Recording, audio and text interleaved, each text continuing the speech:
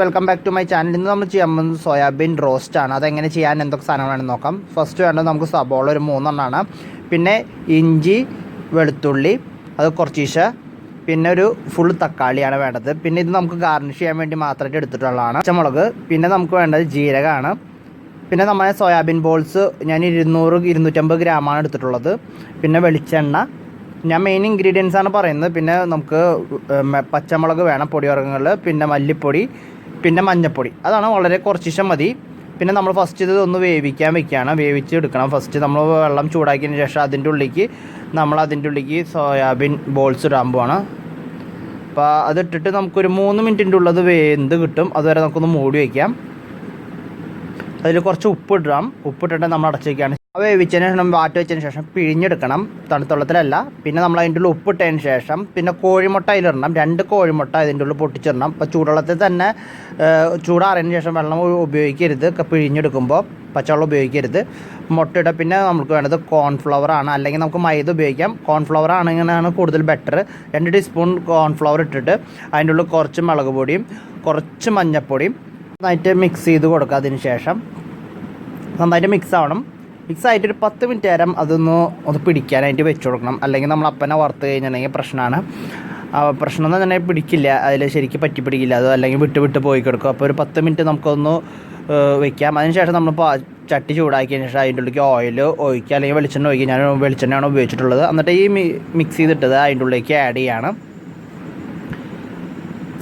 അപ്പോൾ നമുക്ക് വേണമെങ്കിൽ അതിൽ കുറച്ച് ഉപ്പ് ആഡ് ചെയ്യാം. ഞാൻ ആദ്യം തന്നെ കുറച്ച് വേവിക്കുന്ന സമയത്ത് ഉപ്പിട്ടുകൊണ്ടാണ് പിന്നെ ഇടാഞ്ഞത്. ഇത് കുറച്ച് നേരം ഇളക്കി കൊടുക്കുക. നന്നായിട്ടൊന്നും ഇപ്പോൾ വെള്ള കളറിലിരിക്കുന്നു, ചെറുതായിട്ടൊരു ബ്രൗൺ കളർ വരെ ആവാൻ നമുക്ക് വെയിറ്റ് ചെയ്യാം.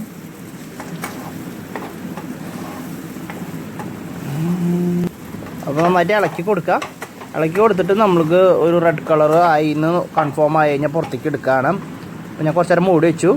അപ്പോൾ നല്ല ബ്രൗൺ കളർ ആയിട്ടുണ്ട്. നമുക്കിതൊരു ഡിഷിലേക്ക് മാറ്റാം. അത് കഴിഞ്ഞാൽ നമ്മൾ ബാക്കി പരിപാടിയിലേക്ക് കിടക്കാം. അപ്പോൾ നമ്മൾ നന്നായിട്ട് ഒരു ബ്രൗൺ കളർ ആയിട്ടുണ്ട്, വൈറ്റ് മാറിയിട്ട്. ഇനി നമ്മുടെ വേറെ മറ്റ് സെക്ഷനിലേക്ക് കിടക്കാം. അതിൻ്റെ ഒരു ചട്ടിയുടെ ഉള്ളിലേക്ക് നമ്മൾ വെളിച്ചെണ്ണ ആഡ് ചെയ്യാണ്. വെളിച്ചെണ്ണ ആഡ് ചെയ്തിട്ടൊന്ന് ചൂടായി കഴിഞ്ഞാൽ ഇതിൻ്റെ ഉള്ളിലേക്ക് നമ്മുടെ മെയിനായിട്ടുള്ള ജിഞ്ചറും പിന്നെ വെളുത്തുള്ളിയും ആഡ് ചെയ്യാണ്. അപ്പോൾ വെളുത്തുള്ളിയും ജിഞ്ചറും നമ്മൾ അരിഞ്ഞ് വെച്ചത് അത് തന്നെ പേസ്റ്റ് ആക്കേണ്ടെന്ന് ആവശ്യമില്ല. അത് നന്നായിട്ട് ഇളക്കി കൊടുക്കുക. ഒരു ചെറിയൊരു ബ്രൗൺ കളർ ആയി കഴിഞ്ഞിട്ടുണ്ടെങ്കിൽ, വൈറ്റ് മാറിയിട്ട് ഒരു ബ്രൗൺ ആയി കഴിഞ്ഞിട്ടുണ്ടെങ്കിൽ അതിൻ്റെ ഉള്ളിൽ മെയിൻ ഇൻഗ്രീഡിയൻ്റായ സബോള നമുക്ക് ആഡ് ചെയ്യാവുന്നതാണ്. അപ്പോൾ ചുവന്ന കളർ ആയിട്ടുണ്ട്. നമ്മൾ അതിൻ്റെ ഉള്ളിലേക്ക് ഇപ്പോൾ നമ്മൾ സബോള ആഡ് ചെയ്തിട്ട് നമ്മൾക്ക് മെയിനായിട്ട് ചെയ്യേണ്ടത് ഇതൊരു ചുവപ്പ് കളർ ആവണ വരെ ഇളക്കി കൊടുക്കുകയാണ് ചെയ്യേണ്ടത്.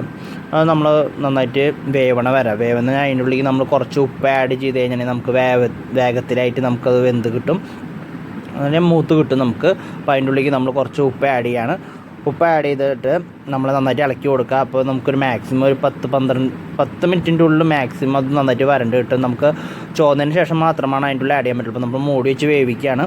അപ്പോൾ നമ്മൾ മൂടി വെച്ച് വേവിക്കുമ്പോൾ ശ്രദ്ധിക്കേണ്ട കാര്യം വേഗം തുറന്ന് നമ്മൾ ഇളക്കി കൊടുക്കണം, അല്ലെങ്കിൽ നമുക്ക് അതൊരു പ്രശ്നമായിട്ട് മാറും. അപ്പോൾ നമ്മൾ മൂടി വെച്ച് കഴിഞ്ഞിട്ടുണ്ടെങ്കിൽ വേഗത്തിൽ നമുക്ക് വെന്ത് കിട്ടും. ഇപ്പോൾ ഓൾറെഡി വെന്ത് കഴിഞ്ഞിട്ടുണ്ട്. അപ്പോൾ നമുക്ക് അതിൻ്റെ ഉള്ളിൽ പൊടിവർഗ്ഗങ്ങൾ ആഡ് ചെയ്യാവുന്നതാണ്. അപ്പോൾ നമ്മൾ ഫസ്റ്റ് മുളക് പൊടി 1 ടീസ്പൂണിൻ്റെ അടുത്താണ്. നമ്മൾ മുളക് പൊടി വളരെ കുറവാണ് ഉപയോഗിക്കുന്നുള്ളൂ. പിന്നെ മല്ലിപ്പൊടി 1/2 ടീസ്പൂണാണ് ഉപയോഗിക്കുന്നത്. പിന്നെ അത് കഴിഞ്ഞ് അതിൻ്റെ ഉള്ളിലേക്ക് മഞ്ഞൾപ്പൊടി വളരെ കുറച്ചൊരു 1/4 ടീസ്പൂണ്. ഞാൻ അവിടെ ഒരു കാര്യം മറന്നുപോയി. അതിന് പകരമായിട്ട് ഞാൻ മസാലപ്പൊടി ഇത്തിരി ഇടാണ്. ഇതിടാൻ മറന്നുപോയിട്ടായിരുന്നു. നമ്മൾ ജീരകം എടുത്ത് വെച്ചിട്ടുണ്ടെന്ന് ഇടാൻ മറന്നുപോയപ്പോൾ കുറച്ച് മസാല, വളരെ കുറച്ചിട്ടോ, അത് അത്ര കുറച്ചിട്ടാൽ മാത്രമാണ് യൂസുള്ളൂ, അല്ലെങ്കിൽ വളരെ കുത്തായിരിക്കും. ഇപ്പം മസാല അധികം നല്ലതല്ല.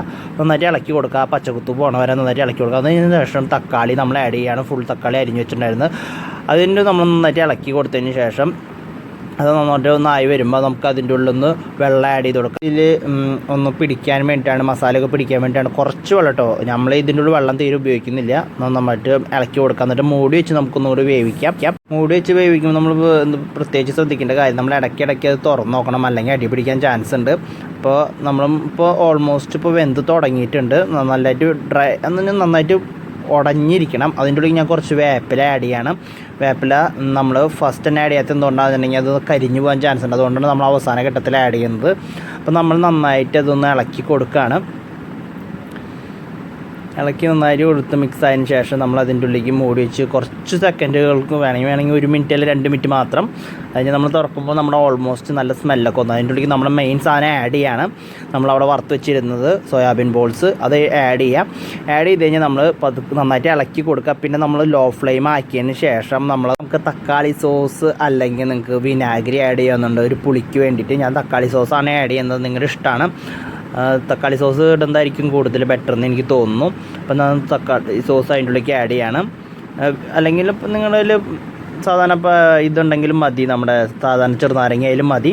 അപ്പോൾ നമ്മൾ അതിൻ്റെ ഉള്ളിൽ നമ്മൾ നന്നായിട്ട് ഇളക്കി കൊടുക്കുകയാണ്. ഉപ്പ് ആവശ്യമുണ്ടോ എന്ന് ചെക്ക് ചെയ്തതിന് ശേഷം ഉപ്പ് ആവശ്യം ഇല്ലെങ്കിൽ നമ്മൾ ആഡ് ചെയ്യേണ്ട, ഉപ്പ് ആവശ്യം ഉണ്ടെങ്കിൽ ആഡ് ചെയ്യാം.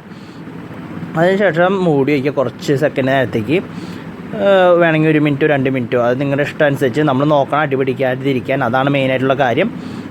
അപ്പോൾ നമ്മൾ ഓൾറെഡി എല്ലാ പരിപാടികളും കഴിഞ്ഞ് നമുക്കൊന്ന് ഒരു ഗാർണിഷിങ് ചുമ്മാ സബോള അരിഞ്ഞിട്ട് വെക്കാനുള്ള 2 പച്ചമുളകും വെച്ചിരിക്കുകയാണ്. അപ്പോൾ നിങ്ങൾക്ക് ഈ വീഡിയോ ഇഷ്ടപ്പെട്ടു.